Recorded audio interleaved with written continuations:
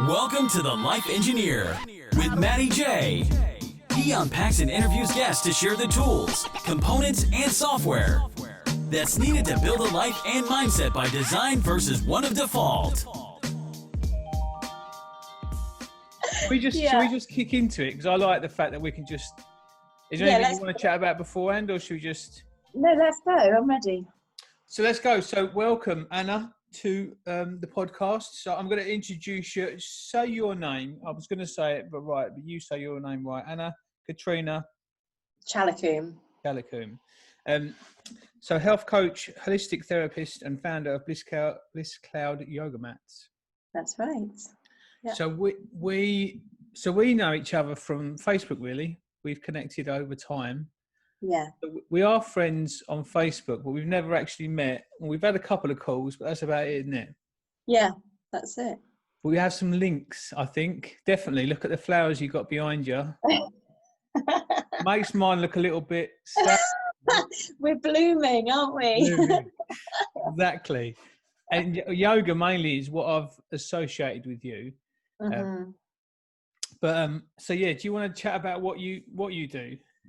Okay, so I started my career as a holistic therapist. That's what I kind of first got into training, and that was the therapies like aromatherapy, reflexology, massage, and then went on to work for Virgin as an in-flight therapist, and then left to have my children. And then there was this kind of big gap where I didn't do much, and then I started getting into... When you say you didn't do much, you meant just had kids? Yeah, you just had that kids. easy thing called motherhood.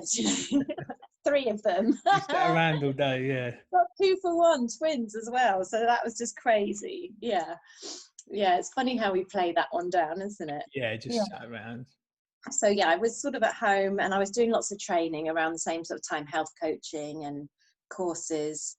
And then I went on a retreat, and when I came back, I wanted a yoga mat and I couldn't find the one I wanted. I started looking online and I had this idea. I'd seen one I quite liked. They didn't deliver to England. And then I came up with this amazing idea that I was going to create my own. And I was like, with that kind of amateur, naive mind of like, I'll just do my own.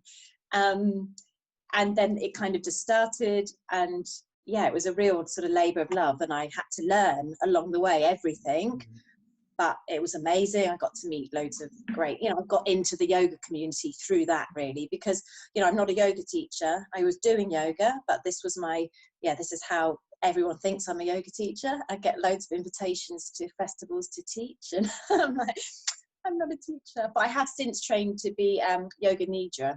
When you say you're not a teacher, are you saying that because you don't want to, or you don't think you're qualified?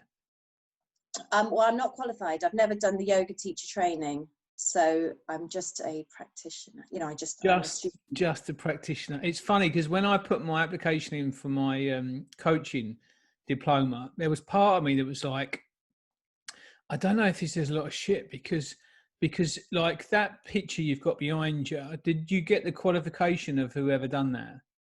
Like, are they qualified to do that? It's part of me is an art, like there's probably people that are really qualified at yoga that you and wouldn't have the impact you would have with people with the way you are. There's some things that I think are I definitely think with me, with coaching, there's certain people that that would take to me and wouldn't. And I think it's a bit of an art, and it's interesting when people say they're not qualified at yoga. I do think that there's an element of that you need to not injure people. Yeah. But when I was doing my massage training, she said, like, at the end of this, you're going to come out with your certificate. And she was like, don't think that makes you a good therapist. If you don't practice, if you don't come with the intention of being present, being there for that person, you're going to be a crap massage therapist, even though you've got that certificate to say you did the training. So I think when I did the diploma, I think I would say 30 or 40% of the coaching, maybe there's an 80-20 rule, and I think actually 20% is the content that we learn, which was based on the one I did was actually, it's funny, it was based on the GROW model, so setting goals, reality, options, when. But I think the meat on the bones isn't, and I talk about essence in coaching, a bit like the plants, they have an essence. We all have the same makeup and and people have the same makeup, but it's the essence that makes the difference between you and me, and maybe hair. But there is the essence in stuff, and I do think that that being a yoga teacher, you can know all of the moves, but you might be either a dick, or you may just be the wrong type of person that doesn't connect or doesn't synergize with people, and they just don't feel like they can open up. Like, one of the things I do in coaching, the first thing is to get people to open up, and that's not a easy thing to do if you're not, do you know what I mean? So I just think my point is that qualified in some sense is irrelevant, but you still want to have some structure to know that they have got that background. The yoga teacher, what makes if you went on a course, what would you get differently than you've got now? Yeah, I mean, it would probably be the things like anatomy and physics. It would just be that backbone bit, and I guess you get the insurance, don't you? But they say, like with coaching, some of the best coaches are hairdressers and bartenders, aren't they? Yeah. It is that having that ability to get someone to trust you, open up to you, and connect. Yeah, and I think that and so one of the reasons I sort of reached out with you I find the links and analogies in a lot of stuff, like the gardening links with life coaching. I use it in sessions. One is to make it simple for me to understand, and the others, I think, is to find those analogies. But I found with yoga and life, there was a lot of synergy. Same with engineering and boxing. It's funny how the laws of things. So recently I've been coaching people at whatever level, there's an element of letting go that allows them to get. And in yoga, it's the same, that you can sit and try and get into a position, but the key is to slow and let go of tension, of air, of energy, of other outside influences, which is why I use yoga in hand sometimes with meditation, because it allows me to create that space to be present, to connect with the body, which naturally brings you to now. Yeah. And that's where you get in yoga. It's the surrendering, isn't it? It's that, you can get into a position and your mind is saying, I can't do it, I don't want to do this. Or if you're in a class and you're looking like slyly to the side to see that person who's got the perfect position next to you, and you're just like, and if you can get out of that and actually relax, surrender, release into it, and get out of your head that's telling you all this mind chatter, which is a lot of the time we're in our own way, aren't we? Yeah. Our bodies are actually amazing at doing this stuff. And once you get out and really relax into the position, that's when that calmness comes. That's when, we are opening ourselves up for the clarity and the drop-ins and the, that enlightenment, It all does go. I find it funny. From the background I've got, I start finding that I sound woo-woo when I come out with some of this stuff. So I did this thing the other day about it's away sounds like namaste. I've never used the term namaste, but it's away. And there's all these different ways of baking a cake, and you've got to find your own. And I find that woo-woo stuff, and it's funny how the truth of stuff comes into it, like that letting go in life. There's no different really to that process you're doing with someone to stretch into a different position than I am doing with someone to engineer into a different position, either in work or with business. Like to elevate their business and to delegate, they need a safe system to delegate. And without the safe system, it could go amiss. But with the right system, that's how you grow a business, with stretching and a lot of that's letting go. Yeah. Someone else has got to do those things. No, but I only do it my way. And that tension's there, the same as that point in yoga when you need to stretch, and that in that letting go effectively in the right alignment, that's where that you can then get that extra stretch of distance. And you do the same in the businesses. It's funny that it comes back down to that point with people, what you've been holding on to. When people say they got in their own way, or when they got out of their own way, the difference between me and stretching, there's a couple of things that is truth. One is my belly. The other thing is but generally there's an element of that You can't cheat things like in yoga. If you can't touch your knees, then you can't sit there in a session and touch your toes, which is where in gardening comes in with the repetition. Yeah. That it's a habit of, I mean, I know that you do yoga and you can probably do head poses and all that sort of stuff, but you didn't do that in one session, did you? No, you have to have that.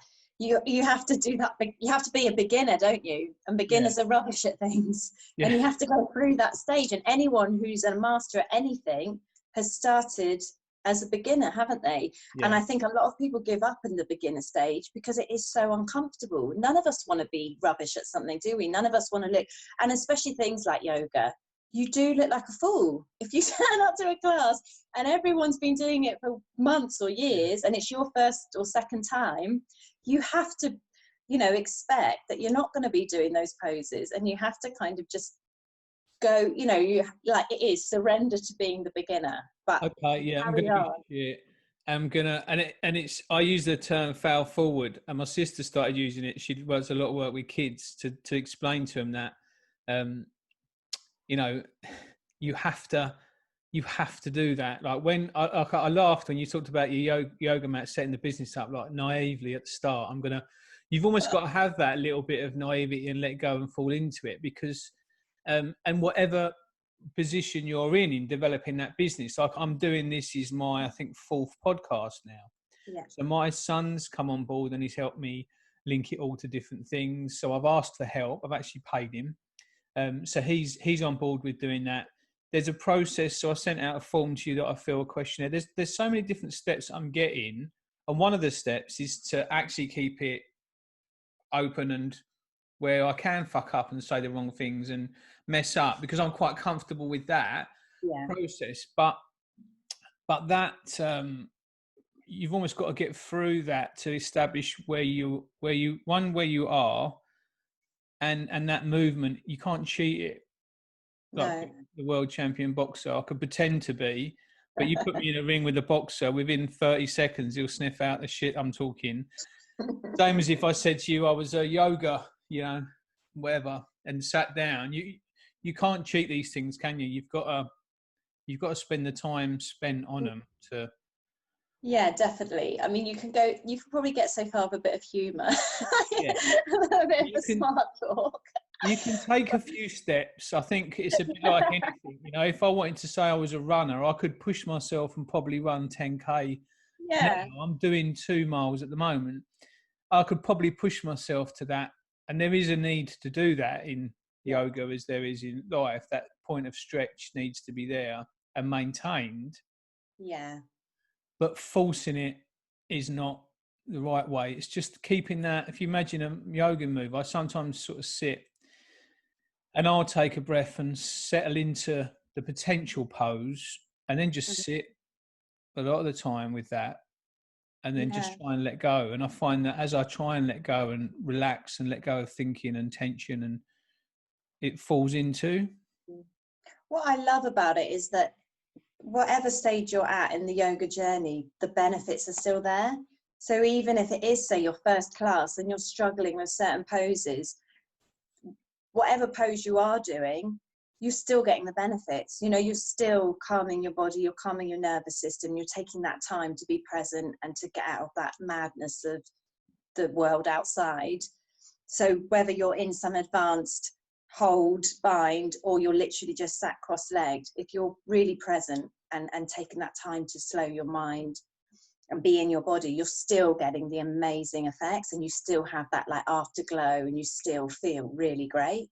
So I think that is why so many people are drawn to it, because it doesn't actually matter if you're a master, you still feel good. Yeah. I think there is a thing, and it's the same when I started getting into life coaching, that there's this what's it called, this perception of what life coaching is. I think a lot of people think it's like, I'm going to go, yeah, Anna, you need to do this, you need to do this, you need to do this. And it's the same with yoga. I think there is this, like, you're going to go in and you're going to wear lycra, or you're going to sit there and everyone's going to have to, and there is this, that boundary of getting through that, and I've done this with me with exercise lately. I just need to work out. So I have 2 slots a day where I do something. And it's like, just get into the habit of like the yoga thing. Just buy a mat or find a room and a corner and just do something a day. Yeah. And I think that space, I think it's interesting, people that haven't done yoga, that in that space, because I think it's a bit like people in religion. They go to the church because they think God, but what they get is they get systems of how to live. And it's what they're actually getting, what they think they're getting. Yoga to me isn't necessarily about being more flexible. It's taking the time and space to sit.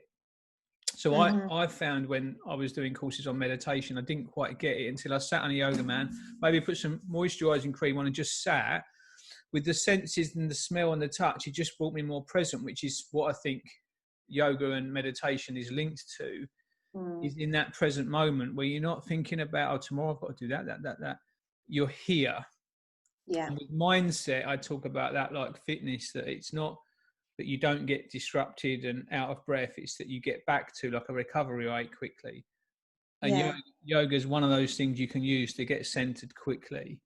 Definitely, yeah. And I think it's being consistent, like you said. It's like, I mean, I talk a lot about micro actions, and like some days I'll do anything than to get on my mat. And so my thing is, if I just sit on my mat, then I can praise myself. That's all I've got to do. Because once I've got on my mat, then 9 times out of 10, probably 10 times out of 10, I'm going to do something, even if it's one move. But sometimes it's that, you know, my mind, I'm too busy, I haven't got time. It's the bullshit. So all I have to do is sit on the mat, like, and then I'm there, it's fine. There's one of the first books I read, I think it's 52 Ways to Improve Life. She talks about getting the file out. That if you've got something to do, if you just get the file out, then you're about to start saying. So I have a thing, my workout, so I have a minimum, so 30 minutes walking on the treadmill, or I go for a 2-mile walk around it, or I do something, which is a set of press-ups or a set of sit-ups. I've only just started doing them, but it's easy. And my easy go-to is to sit on the yoga mat, because I think that's easy. I'm going to sit there. But then what happens is you generally move into a couple of routines, which then gets you open, and you think, oh, I'm going to carry on. Or it doesn't, but like you say, you've done something a day.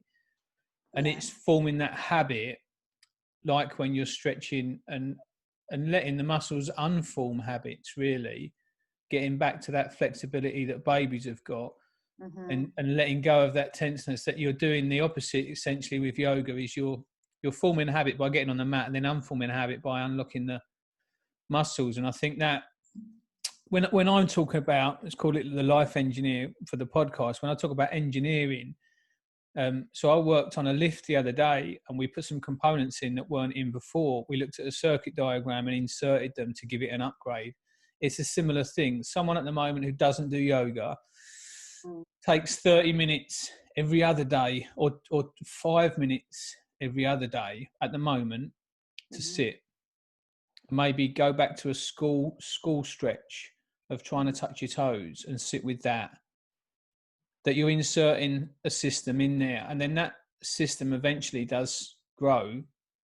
Yeah. And it does it naturally. Like if I sit there and I relax into a position and just stay there, suddenly my body falls and I can just lean out and touch an extra bit.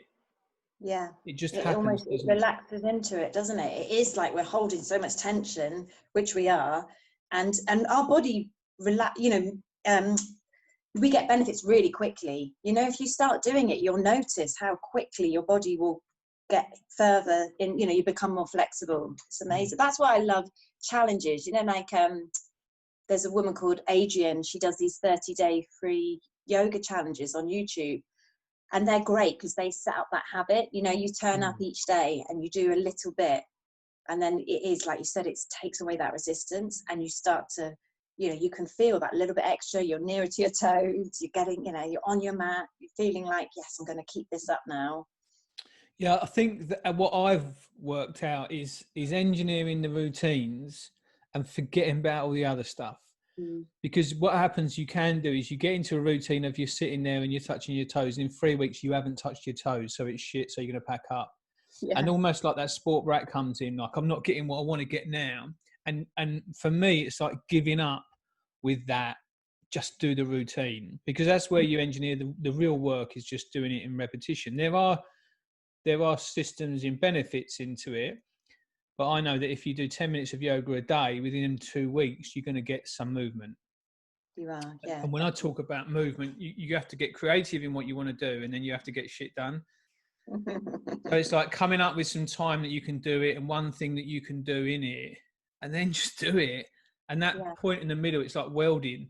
Then you form something which is a new habit, whether that's in business or not. Because I know, going back to your Bliss Cloud mats and that, I think we talked before about you starting this business up, and then suddenly it's going to be wonderful, and then you're down in the basement at night packaging up. Yeah, the reality of owning your own business and being every employee of it. Yeah, that's it. Getting your kids to help. There's a Carry On film where he owns a restaurant, and he runs around, and he's the chef, and he's the waiter, and he's got all these hats. And when you are small and you've got to put these hats on, you've got to do that, haven't you? Suddenly I'm the delivery when I get emails and it's like, can I speak to your sales team, please? 1 sec. That'll be me. Hold on. Yeah.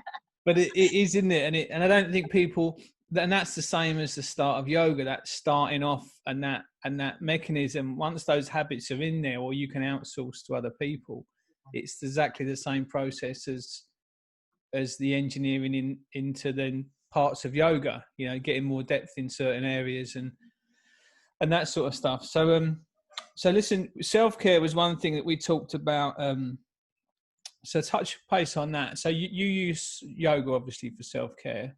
Yeah, it's a part of it. So I run like Women's Day retreats and a weekly retreat as well. A whole week retreat that we do yearly, which it has yoga in it. But then that's one element of the self-care. So it's mindset work, you know, meditation, breath work, what you're eating, you know, hydration, nutrition, sleep. It's those fundamental pillars of having, you know, positive mental well-being and a healthy mindset, and just, you know, high consistent energy, good energy. And a lot of them are like obvious, but are we actually doing them? You know, we all probably know that we should be drinking water a substantial amount, but the amount of people I know who don't, because they don't like the flavour of it, or, you know, like, or you just forget, like you said, you know. I think you should rather drink something else, so you drink something. Yeah, exactly. And, you know, we have habits, don't we? And we get drawn to other things of much more, you know, like you're probably more going to like to have a coffee, aren't you? If you're thinking, what shall I go?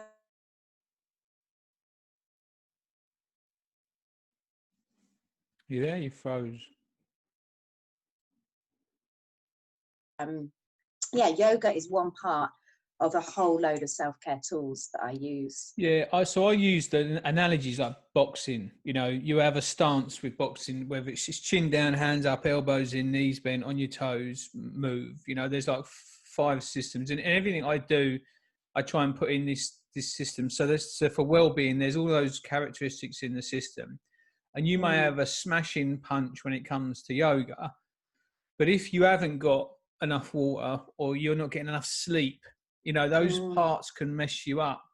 And it's that there is a balance to all of it, isn't it? With with self-care, that and you can have all of those things and be really happy, but if you haven't got a pot to piss in and you've got to feed the kids tonight, then you've got to have that as well, you know. So income, so they all come into it. I talk about mindset, alignment and movement as the 3 things that I work on. You can be in a good place without money, without being an expert in yoga. You can be in a good place now, which essentially is really just being present. Yeah. And then you can move. But I remember there's a lot of people that are moving that are not in a good place. And like I said, there are, and this is why I wanted to try and unpack the components of it, because it looks from a distance like Anna's got it all thuffed out. She does the yoga, she's fine, everything's lovely. It's trying to drill into that when some times are just shit, and what do you engineer out then? Because you've got kids as well, and business and that, and there's a point there.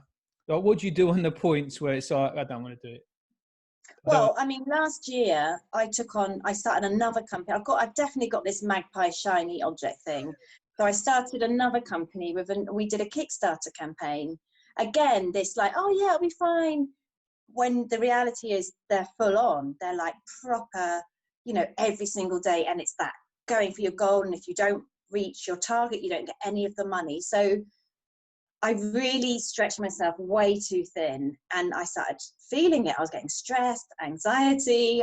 My sleep went to shit. So what was the mechanics of it? If you had to point to a bit that was stressful, was it the fact that was it a financial? Was it time? Was it both? And it was the pressure that we might not, all this effort, and we might actually lose our money, lose the investment we've made. Yeah. We really had to invest. So there was the financial. Because I was putting so much energy into that, I would totally took my eye off Bliss Cloud. So the Bliss Cloud sales went down because I wasn't sleeping as much and I had less time. I wasn't doing my self-care practices. So then my stress went up. So, it's all related. Looking back, I'm like, how did I get so into it and not just step back and say, right, you need to meditate more and you need to get on your mat more. But when you're in it, sometimes I was thinking what I need to do is work harder and force myself more. But actually we did meet our goal. We got funding, and I've actually since then stepped away from that company because I realized I can't physically be a single mum to 3 kids, run 2 companies and do my health coaching and it's 3 companies really. So a couple of months ago, yeah. Same thing with some businesses, but when I bought the house and I landscaped the garden, I built this cabin at the end of it, and I did that with the garden. I put borders, water features. I think there was like 3 or 4 water features. It was all very lovely there. And then I was off at 5 o'clock every morning into London and back at 6 or 7, and we had 2 little kids. And it's like, so I use the analogy in the gardening club that you've got 1 watering can, which is 24 hours. And unless you can outsource and invest in other people's watering can, it's your 24 hours. And there's only so much you're going to get where you water. And if you're going to water that business, that's fine. But then don't think you're going to be spending a good 40 minutes on the yoga mat, because, there's only so many hours in the day, and that focus of what we've got is important. And I think sometimes we get caught up just spraying it all over the place, thinking it's going to benefit. And no one benefits then. It's just little. Yeah, there's not enough energy, there's not enough focus. It's a bit, multitasking is rubbish when you're anyway. And I was just ending up doing the minimum on everything and then wondering why it wasn't flourishing. So like doing 4 yoga moves at once, like yeah, that's it. I've done it now. And you get no value, do you? You get no value when you do yoga. You work into one area, and you focus fully on that. And I remember the most successful time I was dropping weight is I didn't do any exercise. I stopped and I ate really well, and I did yoga, and I really pushed on yoga. And I started to ache every day like I've been to the gym, and it was such a nice feeling. But that attention, that focus in life, I remember my coach, actually, one of the things he described me as this hydraulic system with the power that was pissing oil everywhere. And I was the same with too many different businesses, or not enough of a focused system on what we do. At the moment, I allocate things like very structured with a calendar on businesses, and park certain things, and it makes it more effective. But you can get caught up, can't you, with the shiny bits and what you want to do. Yeah, totally. But if you've got that mind where you can see possibilities and you think, oh, that could be great. It doesn't mean it should always be a yes, just because you can see that it could be good. So I was in a session with a guy the other day that was thinking about setting up a business, but actually what we unpacked was he just didn't want to work for a dickhead that he'd been working for, and so that was actually what he wanted, and he thought having his own business was the answer. And when we unpacked a little bit about what have your own business is, when you do you know what I mean? But if you said to someone who loves yoga, and I spend all my time yoga, and now I'm going to set a business up, well, it's a bit like teachers that become headmasters that spend 80% of their time in management and emails, and actually 20% or 10% time with kids. Suddenly they don't get aligned to what they wanted to do, because businesses, a lot of it's just a lot of shit you got to do. And unless you can scale it quick enough to outsource that other stuff, so you're just connecting and doing your yoga stuff, packaging up yoga mats, posting them, sending them, and then send out a little thank you package or whatever. There's all that stuff involved in the components of it, which takes you away from what you thought you was going to be setting up, isn't it? Yeah, I mean, I love the creative side, and I love the going out to the festivals and the meeting people and the talking, but the back end stuff and the financial stuff and the, you know, the stock taking and the customer service and all that, that's where I need someone else to do that. But in the beginning, obviously, you have to do all that. Yeah, and I don't think so. I use the compass with clients. That energy for you, you're definitely creative. So anything creatively, if we want to sit here and we chat about a new business now, we can set it up. You'll be like, yeah, fine. And then I said to yourself, and then we've got to talk about how we use an email campaign and how we structure and save those email addresses and what form we do. You know, suddenly you like start drifting off and the energy goes and it becomes hard work. Yeah. To align yourself with that. And you have to align yourself with it. I always talk about when you have kids, no one wants to get shit on their hands, but when you've got kids, you want to be a good mum, so you do whatever you got to do, and you change nappies and do everything. It's not that you want to do that, but you want to be a good mum, so you align all of the crap you've got to do with giving birth and having kids with being a good parent or being there for them.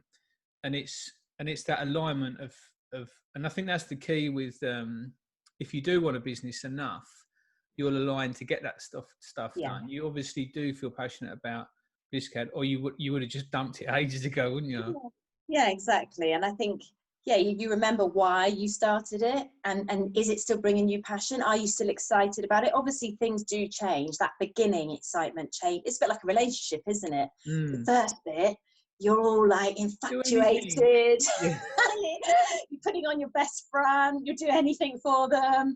A few years down the line, it's a little bit like the real side comes out. Oh, really? Like, but you still do it, but maybe it's not quite as enthusiastic. Yeah. No, it's funnier, but there's power in all of that stuff. But then again, if your partner then left and you realised and realigned to why you was with them, then that energy becomes, and that realignment with everything. I always do that. So in the garden, the flowers move to the sun to be the most successful because they get the warmest, the hottest, which attracts the bees. They have this mechanism of staying aligned to the power that sort of serves them. And it's like sticking with that, you know, when you're in there and you're doing the, you know, wrapping the yoga mats up, remembering you're not doing it because you wanted to sit and wrap yoga mats up at 12 o'clock at night. When you've got to get up early, you're doing it because you want a business that matters in a subject that you want to do with the business. It's going to give you a lifestyle you want to have for your kids. You align back to why you're doing it, you know? Yeah, and it's your own thing. It's like you said with the nappies, isn't it? You never get into it for that, but that's just, you don't mind doing it so much because you're doing it for yourself and it's your baby that you're growing and helping to thrive. So I remember when I started thinking about this alignment thing, I started helping out down the Scouts Hall with developing the land because they wanted to develop the property and they was trying to get me to go and help with the kids. And I joke as a coach that I don't generally care. My questions are more about creativity and asking the right questions. I don't really give a shit if it makes you cry or not. It doesn't mean I don't care, but it's in the creativity. And I remember developing that place, and I had the energy to go in there and cut the grass and landscape and work with them on trying to do the extension. But all the activities with the kids and that, I was like, I'm busy, I'm bored, I've got to go. And where there's a will, there's a way. Where there's not, there's an excuse. And I started thinking to myself, well, there's energy for that. Why have I developed and stayed all night building the cabin and developing the house? And it was developing creativity where I thought to myself, that's easy. The energy's there. It's, you know, that if I said to you, okay, we've got a company and you've got to come and volunteer, it's going to be, well, let's create the logo. You'd be doing the creative side of stuff would be easy. You, if I then said we've got to sit and prepare the VAT returns for the end of the quarter, you'll be, I've got lots of stuff to do with the kids. Like that kitchen needs cleaning. You can feel it, can't you? It's the energy. But whereas some people, it's funny, the kids have started helping me out, and one of them doesn't mind doing anything as long as there's no attention, and the other one, she's considering coming on the podcast because she might get paid more. the way they sit with things differently for their energies. One's technical, back of house. Yeah. It's just at alignment. So same with plants, is knowing yourself to be yourself. Mm-hmm. And that a lot of people are cheating, like they think they could do what you do, where you stand up and do your videos. Well, some people could and should, and some people just aren't right for it. But that, again, it's like looking at someone on the yoga mat next to you, thinking you should be somewhere you're not.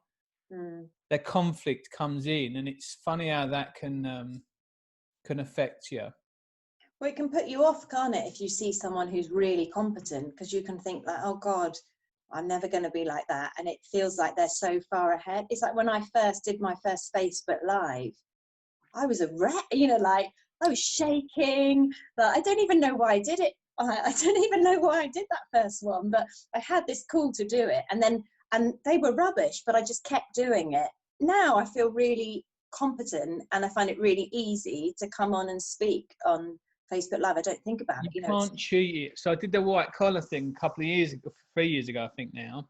And I remember when I was in the gym and I was hitting the bags and stuff like that, I remember thinking, yeah, I'm ready. And then when I got in and started sparring, I remember thinking then, like, not so much, but when I got in the ring, my sister wrote a book about fear, and it's interesting. The fear, like the noise that's going on, it's like an interference. It's paralyzing. If we was just having a normal chat, and then suddenly 500 people were there, like how there would be a change, not in what we were saying, but a change in the noise. I talk about the bullshit, the script of the stuff that goes on. This starts to become louder, and you can't hear or know yourself. And I remember when I was going in the ring thinking I'm going to do all these things, and I remember just moving around just enough to keep going, and how paralyzing it was and debilitating. And I think that is interesting to know that, because you can't cheat stuff, but it's the perception of. So I use Pinterest to get inspired. So I look at people that are doing magic at yoga and at business or whatever, and use that to inspire. It's the same thing, but I could use that to make me feel bad. It's how you align that to seeing someone well and thinking, I'm going to be like that if I carry on doing this, versus, oh, well, they're much better than me. I look shit, I'm going. Well, that I've shifted definitely, because there was a time when I would have looked at anyone and thought, that's my reason why I can't do it. Whereas now I look at anyone and I think, well, if they can do it, so can I. So there's definitely a shift. And it is, like you said, it's your perception, to be honest, if they can do it and you look at how they got there and what they did, follow their steps. Yeah. You're halfway on your Well, way that's up. exactly it. A lot of times with clients, I say, like having a mentor, and it's exactly the same. So you go into a field, if people have been in it before, there's paths that are cut. Yeah. And you can see those paths. So if you can see a path that's heavily worn, you generally think, well, that's probably trusted. Someone that's done yoga and that says this, and we'll get you to give us 3 examples of what someone can do. Well, that's just a path. And if you follow it, it's going to get you where Anna's got. But there's potential. And it's funny, knowing where we are, like Mike Tyson's up there boxing, I'm down, there's other people in between. There's probably people above you where you think, well, they're magical. Yeah. And it's just where you are. The truth is, it's just where you are. And if someone looks and perceives to be better than you, then they've been spending more time than you have to grow better. And that's the simple truth of it. And I think if you can see that, then it takes away that where you should or shouldn't be, because that's stretching the truth. You are where you are. Exactly. I think if you put in the commitment, put in the time, show up, be consistent, you're going to make progress, aren't you? So one thing I was going to say was, if you didn't have any of this, so what I put down was, what would happen if you stopped all of this with the systems that you got for self-care? What would sort of come back in, or what would you say are the things that you would start? Overwhelmed, definitely. I would start to feel overwhelmed very quickly. I mean, this is kind of what happened last year, so it's very fresh, really. All my ways of coping, all my calmness in the chaos shining through the shit, as I say, Yeah.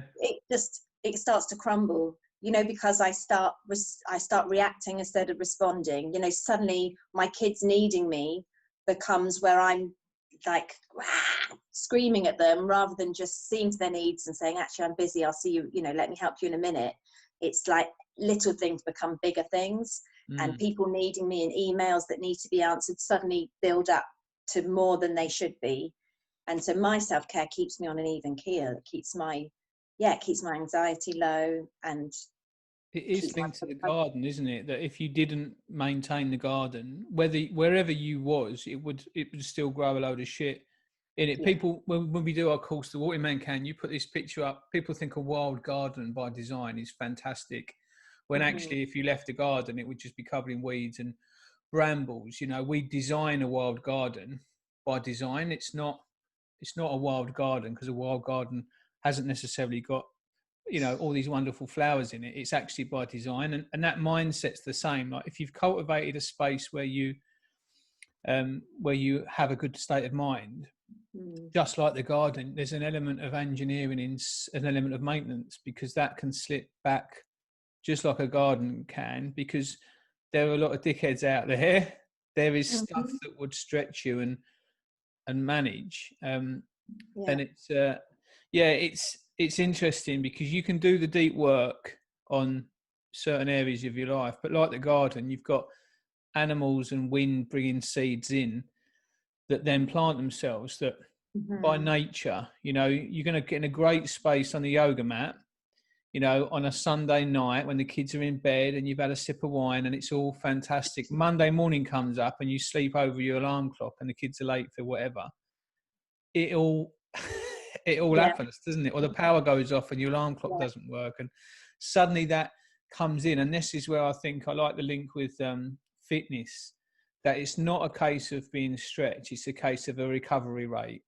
That it's going to be mental that Monday morning, but how quick can you waste a whole day feeling shitty because your alarm clock didn't go off?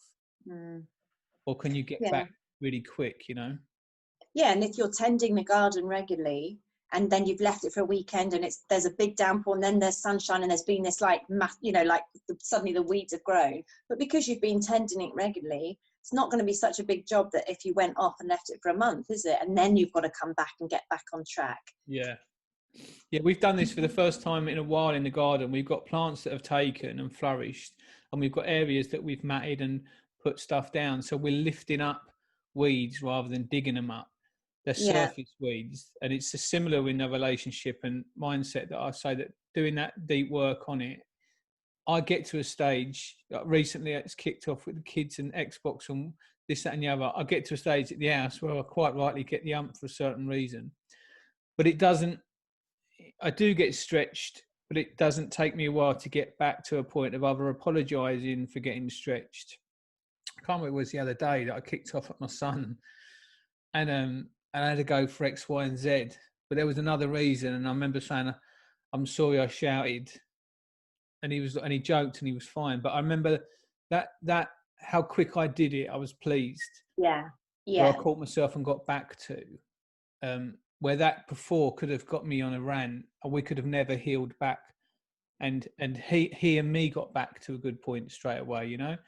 And I think that that work, coming back to that centered point, which is what coming back to yoga does, gets you to that. Yeah, like you said, that, you know, we're all going to have times where we drop off the mat or drop off the actions and the practices, but it is like, how quick can you get back on? How quick can you pull yourself back into alignment? Or notice that perhaps you're getting out of alignment and that you need to. And I think the other thing is having the insight to see it. You know, like last year when you said you was amongst it, one of the things I do with coaching is get people to sit and look at things differently. It's like a room full of mirrors, you know, and if there's shit, and you'll see it, and you'll see the truth. And that, being in a position with the business, like now you look back and think, if I'd have stopped then maybe and let go of the business or dumped it and spent more time on myself, I would have been in a better position. But you get caught up in this is what I quite like, the boxing analogy. I remember being in the gym before, sparring with someone that was the same ability as me, and it was like a little bitch fight. and you think to yourself, no one's really learned. And I liked sparring with someone that was good, because they'd move around and you'd be doing all of this and suddenly bang, you'd get hit, and it'll be like, that's where you're open. They'll be like, all right then, and then you carry on, but you know really quick and you learn, rather than just scabbling around at stuff. Having that, looking back and seeing that situation very quickly, you could, and getting better at that, you could understand, I'm getting overwhelmed. Seeing the overwhelm. Once you see it, then you can put things in place. But when you don't see it is when you get caught out, don't you? Yeah, and you get caught up in things, and you know, you think there's that like obligation. You know, you've said yes to something, and then you feel like you can't let someone down, and there's all this like playing behind the scenes. Yeah. And that's that story coming in, isn't it? It's probably not the truth, because they might have felt exactly the same way, or exactly. It's that, and this is where we talk about coming from the truth. Like, the truth is, you could have asked them, this is going fucking mental. Is it doing your head in? Like, getting the truth of it. And if they were like, no, I'm fine, and I'm fine, then you could even question that truth. Like, are they being truthful? You know. But working from that, I use the plumb line. Working from that centered point, always coming from that centered point, you get a measured truth. Like, when you start bowing and thinking, well, I wonder what they think, or I wonder what this, it's not centered, it's not truth, it's just wondering, and that's when you can get lost in shit. And you do. I mean, luckily you brought yourself back to a place, and you've worked from that. So so what would you say if someone was gonna spend a little bit of time, and you gave them maybe 3 small tips to be able to regularly do something? What would you give people advice for, to get in a better state of mind, habits you use, maybe in yoga or just in self-care? Yeah. So I'm trying to think. The 3 things that like I do every day, that they're just so simple, but without them I would like, so I have like warm lemon water as soon as I rise, and this amount of people I do coaching with who don't do that, and then they start doing that and they're like, oh my god, I feel so much better. Is that a slice of lemon in hot water, or is that lemon? Yeah, well, I mean, I just cut a lemon in half and squeeze half a lemon into like a big, like a pint glass. And is then it water or just water out the tap? I use boiled water, and then I fill it up with like filtered water on top, so it's drinkable, so it doesn't scald my tongue. So that definitely, because you've been sleeping all night, your lymph isn't moving, your body's sludgy, so that really helps. You're dehydrated when you wake up. It helps boost your system, it helps clear everything out. Is that a pint of? Yeah, I mean, I normally have a couple of pints. Really? Yeah. Not downing, but just as soon as I wake up, I'll go and get myself one, and then I'll do like because I do look, on a good day I'm doing like an hour in the morning, sort of meditation, breathing, writing down my gratitude on the yoga mat, and then cold shower, or hot shower, then cold shower. So through that hour I'll be sipping my water, my lemon water. So a lemon to start the day off, that's one thing.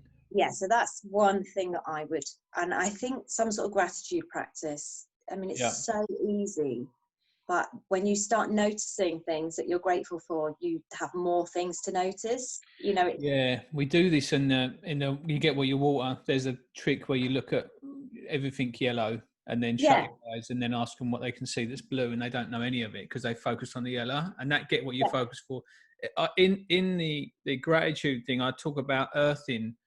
In engineering, that everything's earthed to a point, and it's the same with trees and rooted, that the more you can get in there, the stronger you can take anything. Like, it's a safe thing to do, to get centered. That gratitude is where you become grateful for the things, the simple things, and I think it's a bit like growing your roots.